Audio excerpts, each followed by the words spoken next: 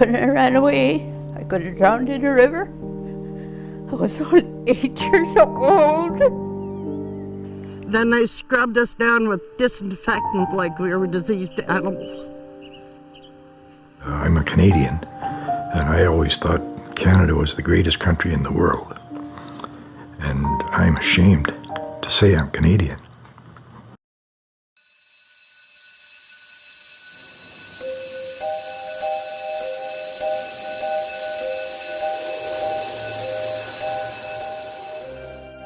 今天要跟大家讲述一段历史，所有听过的人都会感到无比的震惊。这是加拿大历史上一段最黑暗、最难以启齿的历史，暴力、性侵、种族灭绝，所有这些泯灭人性的词语都体现在了这段历史当中。今天我们来对话这段历史的幸存者。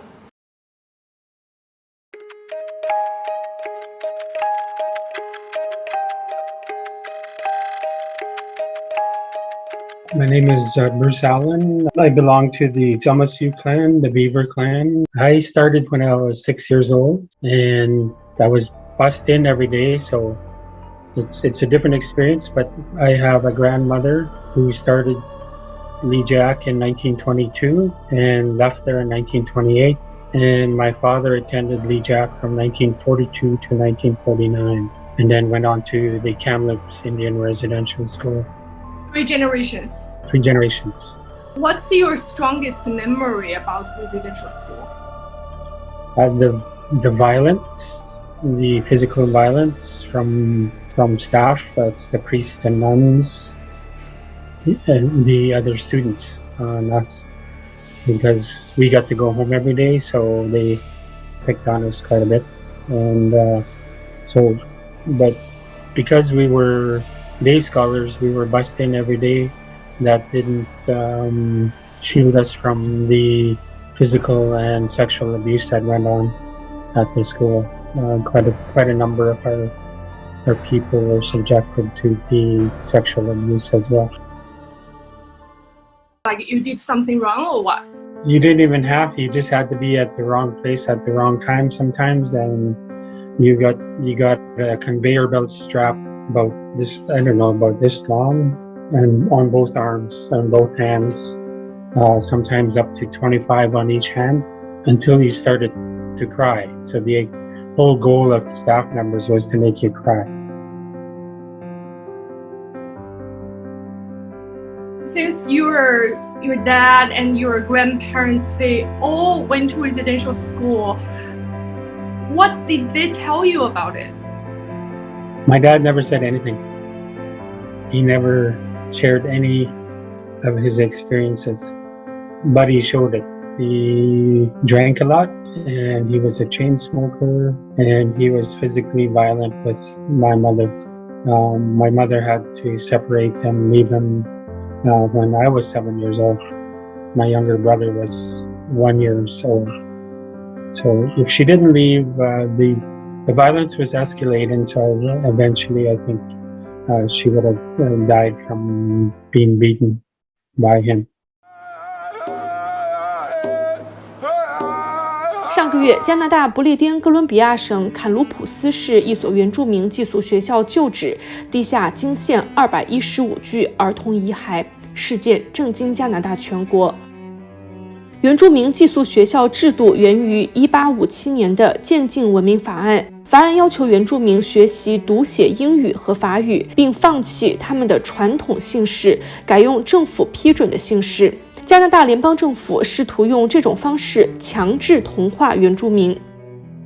从19世纪40年代到20世纪90年代，至少有15万原住民儿童被强制送到寄宿学校，在此期间造成了几千甚至数万儿童死亡。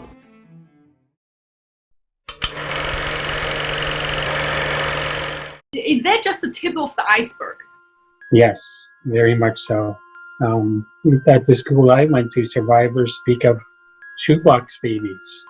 Those were children that were born from the nuns and also the very young girls that were at the school from the priests. And the shame of it, they took the babies, and whether they were dead or alive, they would put them in a shoebox and bury them out on the school ground. So, these are some of the stories that went on. Children being killed. It's really unbelievable. When you say Canada should be held accountable, specifically, who should be held accountable? Take a look at the United Nations definition of genocide. How many of those conditions apply to what Canada has done to the Indigenous people?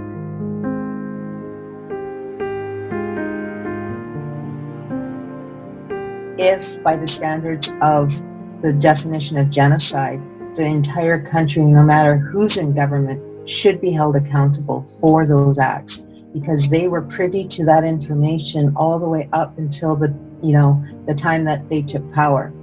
And I think it really does go all the way up to not just the churches, but having the British Crown held accountable for exactly, because they are the ones that actually are responsible and delegated that authority to the Canadian government.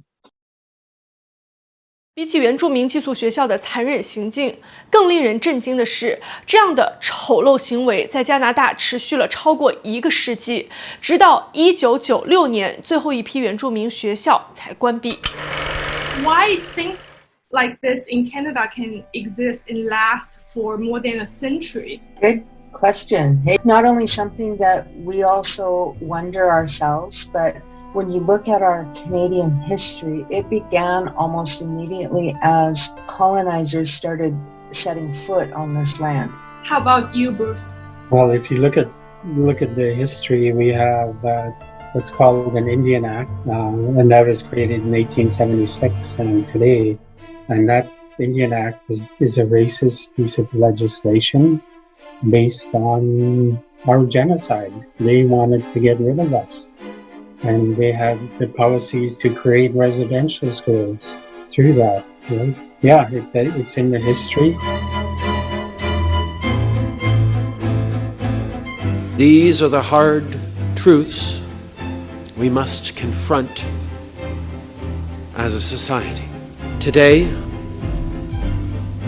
I humbly stand before you to offer a long overdue apology. That this burden is one that you no longer have to carry alone.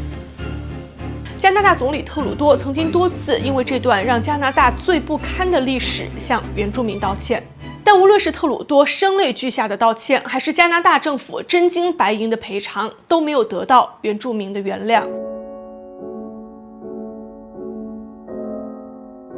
Actions speak louder than words. Words are very different than what they're trying to put out there. In my entire life, I've seen so many broken promises. Canada won't give out of the goodness of their heart. Monies that the government is forced to pay is through the courts on many occasions, and we're successful. It's because of that the Canadian government does pay some sort of compensation, but they don't do it out of the goodness of their heart. And knowing that every single time an Indigenous person brings up a court case, Canada will spend millions upon millions upon millions, if not more than what they pay out, fighting those court cases every step of the way.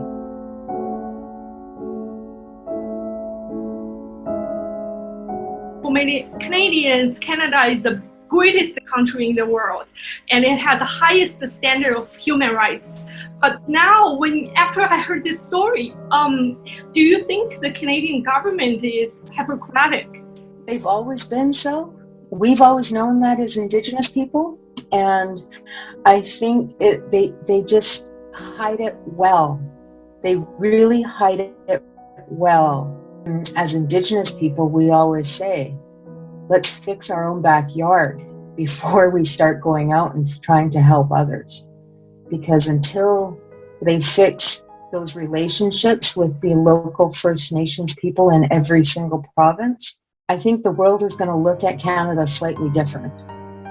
在采访中，我问幸存者是否认为这段历史可能达到一个最终的和解。他们认为有希望，但是这是一个漫长的过程，而且现在可能为时已晚。在加拿大的中小学历史课本中，关于这段长达1个世纪的原住民战争只有不到3页，但是关于第2次世界大战的内容有近300页，真相就这样被隐藏起来，直到一座又一座的无名墓被发现。而不仅是在加拿大，在美国，原住民被迫上寄宿学校的传统也有超过150年的历史，而遇难的儿童人数可能超过4万人。美国的内政部在上个月宣布，将会对这段黑暗历史展开调查，但最终的报告要到明年的4月1号才会出炉。